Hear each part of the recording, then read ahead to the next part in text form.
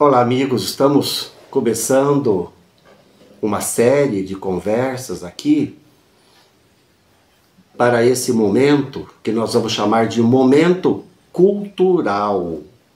Isto é, vamos trazer alguma grande obra que seja relevante para o nosso conhecimento, para o nosso crescimento, e vamos comentar essa grande obra. Momento cultural.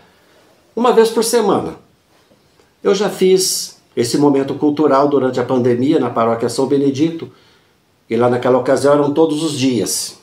Até porque tinha que aproveitar também, né, as possibilidades dos meios de comunicação para estar em contato com as pessoas. Eram todos os dias do momento cultural. Aqui nós vamos fazer somente uma vez por semana. E lá com a paróquia São Benedito, naquela ocasião, eu comentei esse livro aqui que eu quero voltar a comentar com vocês. É um livro de um autor chamado C.S. Lewis, que o nome dele é Clive Staples Lewis, mais conhecido por C.S. Lewis. Ele escreveu, por exemplo, Crônicas de Nárnia, que você já deve ter ouvido falar. E o nome desse livro que nós vamos comentar aqui no Momento Cultural é Cartas do Diabo ao Seu Aprendiz. Atenção, não se assuste com o nome, nem se impressione negativamente com o nome desta obra do C.S. Lewis. Foi essa obra que foi best-seller nos anos 40. Essa obra consta de 31 cartas que um diabo já aposentado, chamado Fitafuso, escreve para o seu sobrinho, chamado Vermebile, e no qual então ele vai dando ali indicações de como tentar as pessoas. Na realidade, esse livro acaba sendo assim, quase que uma psicologia da tentação, para que a gente possa perceber como que o tentador procura nos desviar do caminho do inimigo, como diz aqui o Fitafuso. O inimigo, no caso aqui, claro, é Deus aqui nesta obra. O C.S. Lewis, ele teve uma trajetória espiritual, ele foi ateu a vida toda, e achava que religião e tudo que se refere às questões espirituais são fábulas, são mitos, e por isso ele não se interessava absolutamente. Porém, ele começou uma amizade com um autor também conhecido nosso, chamado John Ronald Reuel Tolkien, que escreveu uma obra chamada O Senhor dos Anéis, que você já deve ter ouvido falar, O Senhor dos Anéis. E esse autor, Tolkien, que era católico convicto, na sua amizade com o C.S. Lewis, conseguiu aos poucos, trazendo esse autor para o lado da fé. No primeiro momento, esse autor C.S. Lewis, ele se tornou deísta, quer dizer, começou a acreditar em Deus. Não acreditava em nada, começou a acreditar em Deus. E ficou mais ou menos 2 anos já acreditando em uma divindade, até que ele teve um contato com uma outra obra de um autor chamado Gilbert Keith Chesterton. E essa obra desse autor, Chesterton, cujo nome é The Everlasting Man, o Homem Eterno, foi a obra que abriu, então, o coração do C.S. Lewis para a fé cristã. E ele acabou se convertendo para o cristianismo e se tornou um ardoroso defensor da fé cristã. Ele se converteu para o anglicanismo, ele era de matriz irlandesa, protestante, então acabou se convertendo para o anglicanismo.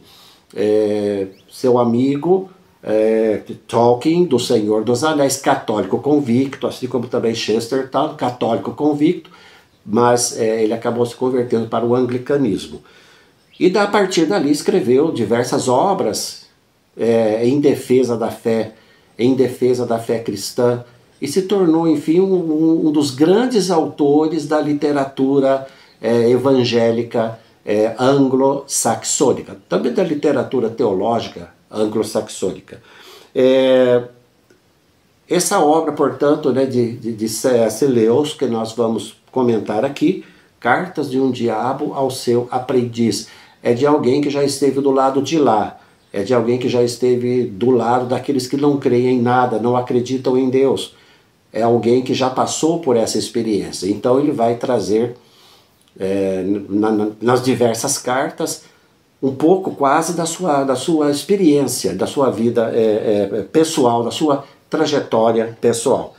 Então são 31 cartas, como eu dizia, que o Fitafuso vai escrever para o seu sobrinho Vermebile, orientando-o, direcionando-o de como tentar as pessoas. É uma verdadeira psicologia da tentação. E claro que a gente vai linkando, né, todas essas cartas com outros assuntos, com ensinamentos também que temos da igreja, ensinamentos da espiritualidade cristã, e vamos fazendo os links que forem necessários. Não vai ser propriamente um estudo, vai ser uma conversa. Então, na medida que formos aqui lendo, eu for lembrando as coisas, eu vou comentando e vou trazendo assim para vocês. Essa nossa conversa semanal será em torno de 10 minutos, acho que não mais do que isso, né? Não mais do que isso, porque penso que seja suficiente para a gente poder comentar e tirar algumas conclusões, e também não ser uma coisa assim muito demorada, né? para nenhum dos dois, uma vez por semana também. Algo assim que seja muito acessível, tanto para mim, que vou preparar essas conversas e conduzir essas conversas, quanto para você que estará aí do outro lado, assistindo, enfim, essas conversas. E na conversão do C.S.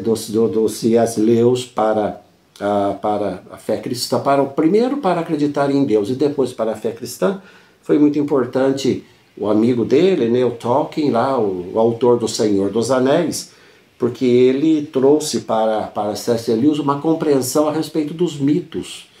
Porque às vezes, por causa da mentalidade científica dominante, ainda hoje, muito mais talvez, a gente pensa que os mitos são tudo fantasias, fábulas, bobeiras, mas atrás dos mitos nós temos grandes verdades que estão escondidas e que às vezes a gente deve procurar conhecer. Eu particularmente sempre gostei de mitologia grega, mitologia nórdica. Eu acho que essas mitologias nos ensinam assim de alguma maneira.